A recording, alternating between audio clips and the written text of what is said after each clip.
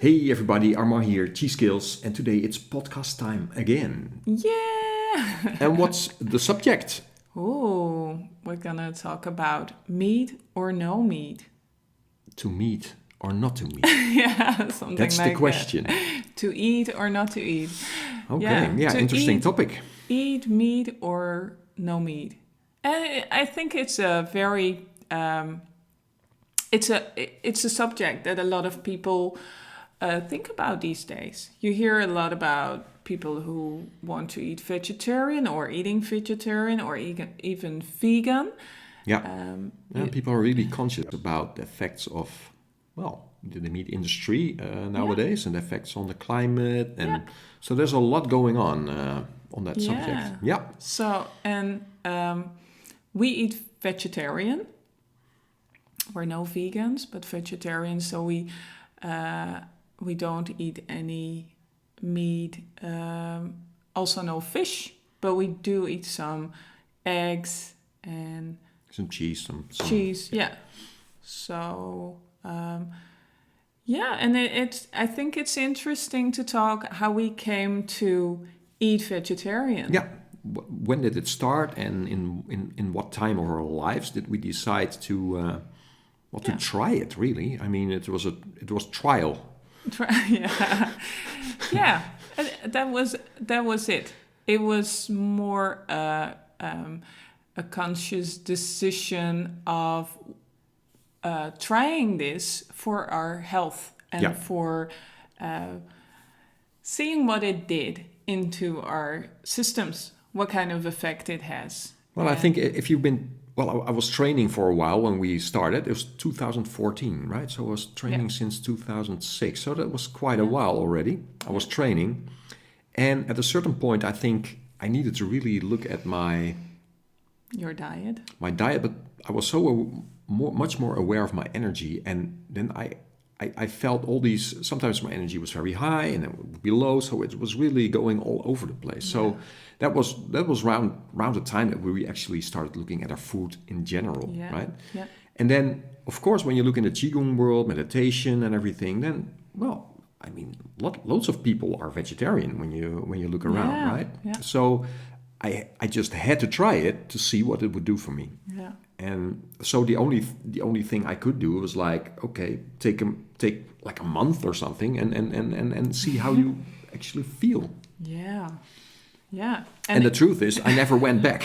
So Wait, you did go back for a little, or just to try what it did? yeah, I never went back to eating meat No. like regular, but I wanted to, and that was not after a month or something. No. That was way longer. It was maybe a year and a half later that it was winter time, and my energy was a little bit lower. And here in Holland, the winters can be long and dark. So I was like, and I think my energy was a little bit low, and I thought, let's try it again. I think it was when I started my studies, and I studied about traditional Chinese medicine on food, and what they say in traditional Chinese medicine is that, if you eat meat, it's also a way to build, as they call it, blood easier. Yeah.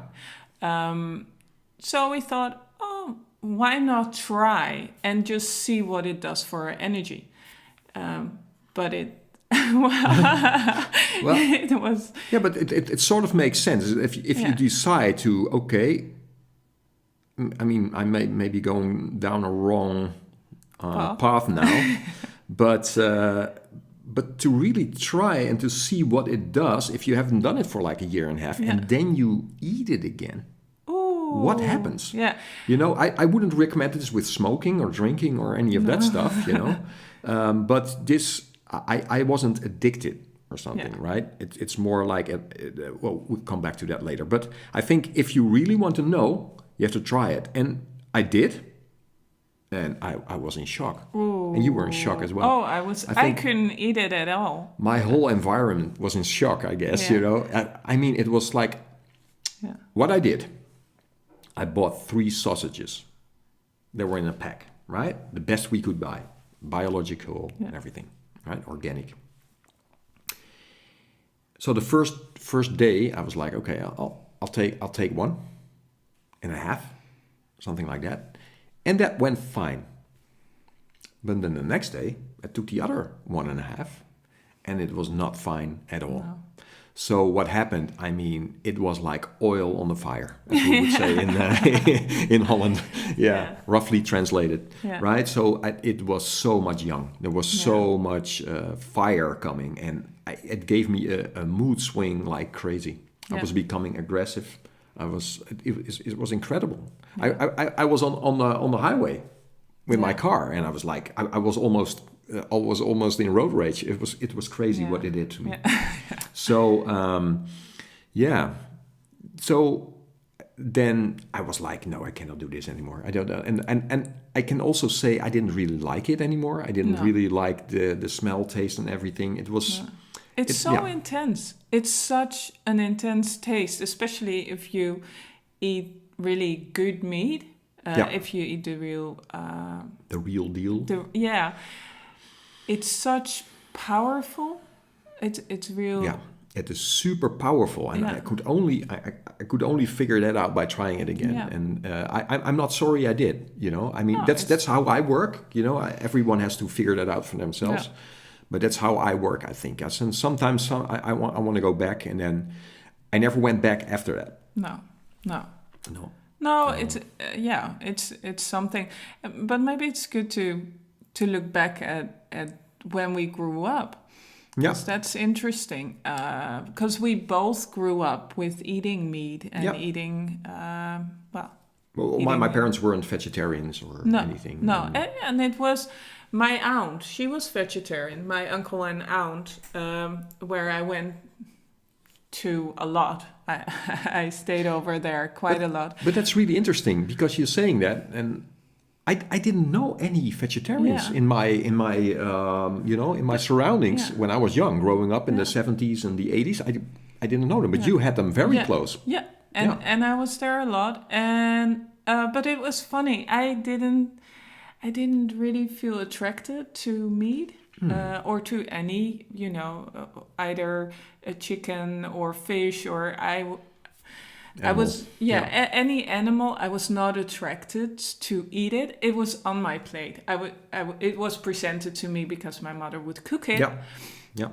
But if I could choose, I would not eat it. Like if we ate pancakes, I would ask my mom not to put any bacon in it. Or if we ate pizza, I said, oh no, for me, no salami or anything on top of it.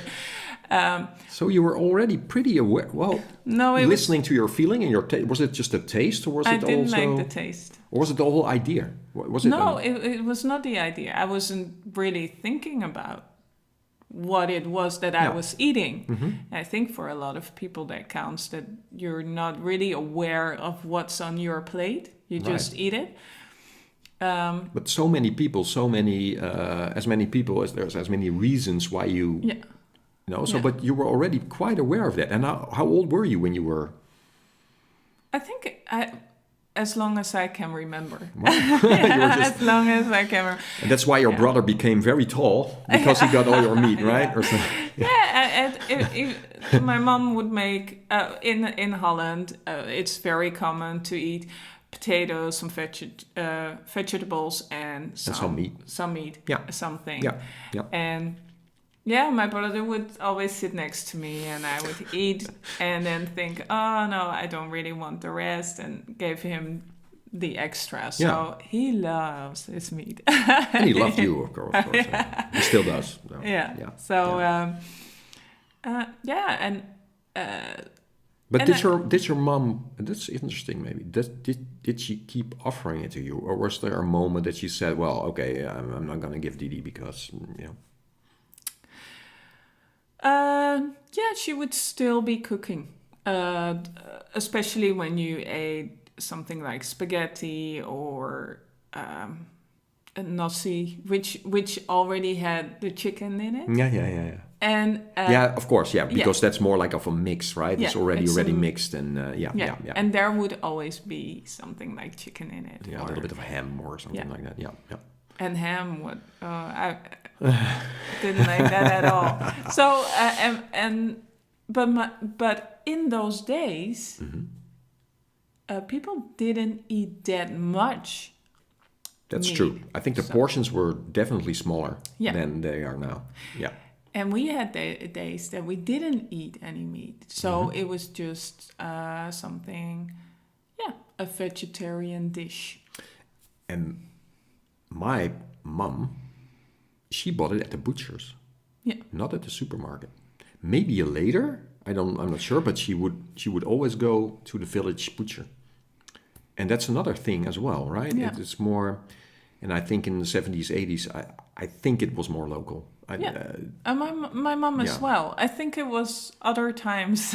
Local produce, It was more local produce, and you would go to the butcher and not to the supermarket. So you didn't really have those, I don't know the English word for that, the kilo knallers. Well, it's like these markets that they just offer just a huge amounts of meat for not a lot of money. So you're like, I don't know, it's mystery meat. Mystery meat. Yeah. But I think we both grew up in a time where there was still a lot of traditional cooking going on. Yeah. So, we had the meatballs and we had the sausages and things like that. But the portions weren't that big yet. No. I think a lot of the food that we actually ate was really good quality in those days. We had our own vegetable garden. Yeah. So we were My parents had that as well for a while. Yeah. Yeah. We're very aware of these things. And my mom would go out of her way to just get the best stuff in the village, And this greengrocer, he almost rolled out like a red carpet when she came on. It's like she would always leave with this heavy box of vegetables and things. 3 sons. And also when there was when I remember the time when there was an ecological store coming into town, and she was like the first customer, and she's so as looking back at my youth, it was so great. But I mean, the question of eating meat was not really there. No, it was not really right. On the It's table. not. We just did it, and then interesting is then when you leave the house, and then how I think meat came more and more into my life. Actually, it's like. I think I like the taste of it, or the sort of kick it gave, or it would boost my energy. I'm not really sure, but I think at a certain point, and especially when we moved in together, I was eating more and more meat. Yeah. And I was getting more young every day. Yeah. And the funny thing is, that's another thing in my youth. When I was 16, I got my first job, like a Saturday job. And that was at the butcher's, which is so funny because when I worked there, I saw all the... this was like a butcher that would still get the carcass. And they would hang there and they would cut the meat out of the carcass. And I was like, I don't want to eat that. So I went totally vegetarian in those days, and I was 16, so I was cooking at home, and so my mom was okay with me cooking most of the meals, and in those days my parents just had to deal with what I presented them, so they would still eat meat, but especially then I was like, oh no, this is not for me. Well, you get to look behind the curtain, as we say it. It's like, okay, what's happening here, right? Okay. And but the funny is that you stay working in such a job, right? Yeah, and my brother was working there, and I got a job there, and it. Yeah, you're just unaware about these things, right? You just do. And it was a quality butcher, which he was very aware where he got his meat, and so he gave me like a course about all the meats, and so which was interesting because it got me really aware of what I was eating, and it was also, I think, at that point that I thought, I'm not sure if this is for me. But you also see, and that's also the thing, is that like how the meat is presented, right? It needs to also be like shiny and red and fresh and everything, but that's not what meat looks like, right? No. So the whole thing, how it's presented and how people do not associate it with an animal anymore, that's different. That's different. Yeah. If you go to France, it's different. That's totally different. If you go to a supermarket there or Yeah. something, and then you see Yeah. still the head is on the Exactly. animal. Or, and then I get to when I, because I was saving up money at that time to go to Thailand. Okay. Then I moved to Thailand for a year Yeah. and do a high school year there. And there they had the chickens running around the house, and It's the fresh guarantee. and we would, because we lived really up country. Yeah, rural. And again, they didn't eat that much meat because it was something that was not as affordable. Right. So we had a lot more vegetables and rice and vegetables, and a little bit of meat with that, and soups and things. But we would have chickens walking around the house, and sometimes my host mom, she would get a chicken, and we would we would prepare it to eat. Yeah, so that's I thought, and that was my thing, that if I want to eat it, I have to be able to kill it as well. And pluck it and and do all those things, because get the organs out and I thought it was very. Here's your knife, Didi. Yeah. Go grab it. Yeah. But that's really honest, isn't it? It's so honest, and I thought, well, that connection with your food. If you want to eat it, then you should be able to do those things, because otherwise you're not very honest to the animal. No, and if you see when like middle of the 80s towards the end of the 80s, I think that's the time I remember that the more fast food restaurants became bigger. Yeah. And there was one that was closer to our area, because there was an American air base there. Yeah. F-15 strike fighters over there, right? So they built the first drive-through McDonald's there. Wow. And that was like a happening. Yeah. It was like everyone went there. It was like in the middle of nowhere, crazy, really, because it's next to an airstrip, So, but everyone would go in their cars and McDonald's, right? Yeah. And so you see funny, all these others, all these other chains popping up, right, in the cities and everything. And also you saw in the village where I grew up, there's like this more Egyptian style meat, shawarma style, kebab style coming in. So there's actually all this meat coming. It's just coming into our lives, right? And it becomes a social thing. So you hang out there at Friday nights. It's so funny that you're saying, because I'm just remembering that when we were 11, 12, there was the first McDonald's coming into the town where I lived. Mm-hmm. And we had those birthday parties there, preparing a burger. And then you could eat it. You could all go into the kitchen and to the freezer. Yeah, there were parties and things like that. So you see that the amount of meat that's coming into your life is so much more than it was before. And now it's crazy. Oh, yeah. You cannot drive on a highway without seeing some sign of some fast food restaurant, right? And seeing all the garbage littered everywhere of it, right? Yeah. I mean, that's terrible. It's crazy what it's doing, and I think people have really lost the association with what it actually is: animals, right? Yeah. And the effect it has on nature and on climate and everything. And it's something that I get the chills of. I think if you really have a connection with your food. Mm-hmm. And you have your own animals, that's the most natural thing that you can have, that every kind of, like every year you butcher some of your cows, like in New Zealand. My family there, they have the cows. And then the butcher comes and then they eat them. But they nurtured them. And so every piece of meat is is cherished. They don't throw it out. They that's their animal that they're eating there, and they get that energy out of the animal. But if you go to sometimes to these barbecues and you see all that meat thrown away, it's just I didn't see it when I was younger, I guess, but it maybe wasn't that extreme. I'm not really sure. And now it's like, well, this is a podcast not about you should stop eating meat, right? But this is what happened to us when we stopped eating it, and you were more aware than I, but that all these things that you see happening right around you, and like how people treat it, and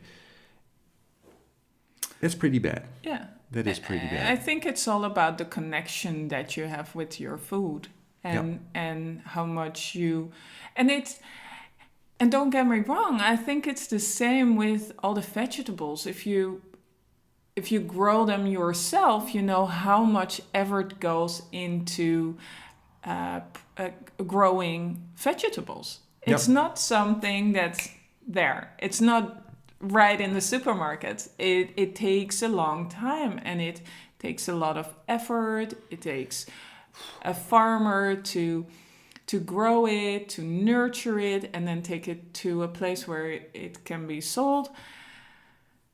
And the whole industry about these animals need feeding as well, right? Yeah. And where's that produced, and the impact that it has on... I mean, there's states in America that are just for this industry, I guess, right? Yeah. So but you owe it to yourself, if you're training, and you're training energy, that you really investigate this. Yeah. And see what it does. What I really, really loved about traditional Chinese or 5-element food is that it's not about good or bad food. It's about what does it do for your system. Yeah. And that's the question that we want to ask ourselves. What does it do for my system? Does it agree with me? For some women, especially women that... have problems with their menstruation, that don't have enough blood, it sometimes can be a great way to eat some meat to build blood more easily. So most men love meat, and there you think, don't eat it. It's not good for you. It's something. They're so young already, and with all the alcohol that's going with it. If we go through the neighborhood here on a summer's day, it's incredible what you smell around you. It's all these barbecues at the same time. Yeah. And so you owe it to yourself to investigate, I guess. We're not saying right or wrong here. That's not at all what we're saying. What we're saying is investigate for yourself and allow yourself enough time to investigate how it works for you if you don't eat meat, right? Yeah. Your energy might be boosted incredibly.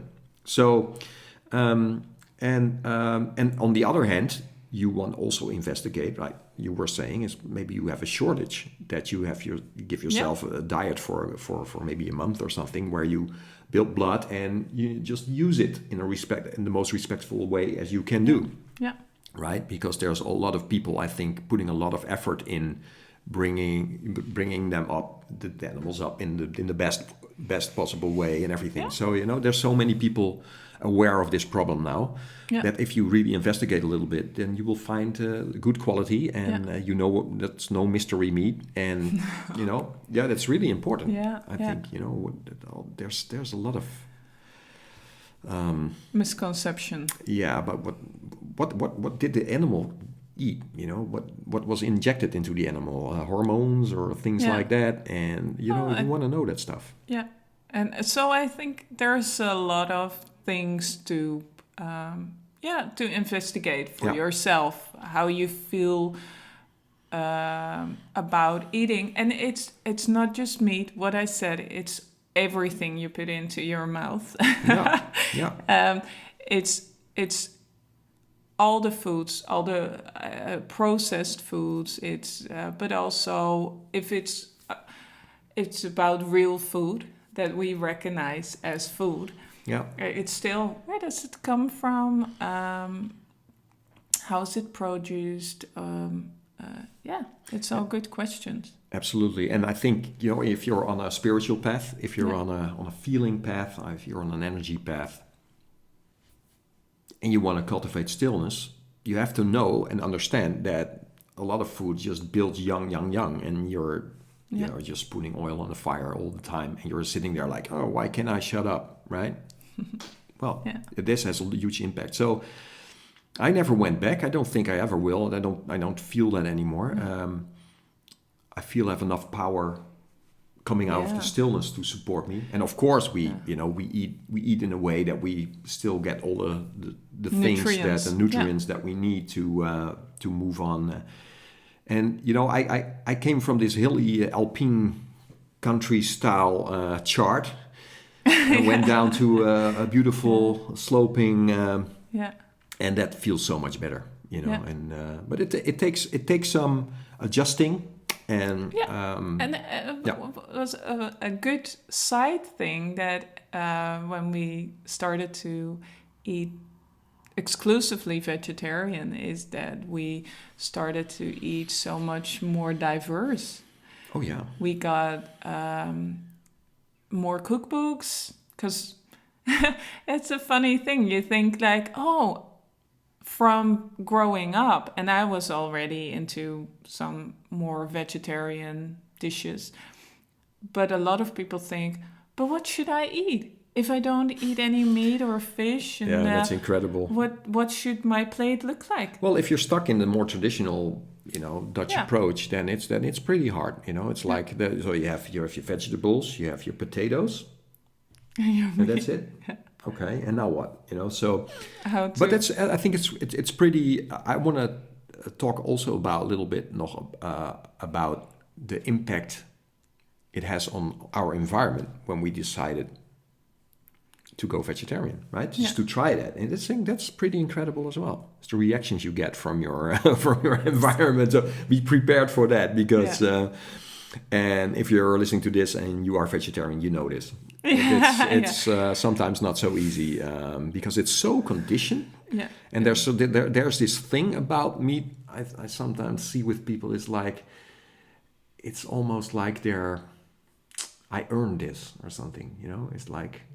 The meat is the thing that is also with celebrations or barbecues. The first thing you see is a lot of meat and alcohol, of course. But it's funny. It was not so easy in the beginning. Now they're all used to it, and there's more awareness. I mean, this is since 2014, so it's a while already. Yeah.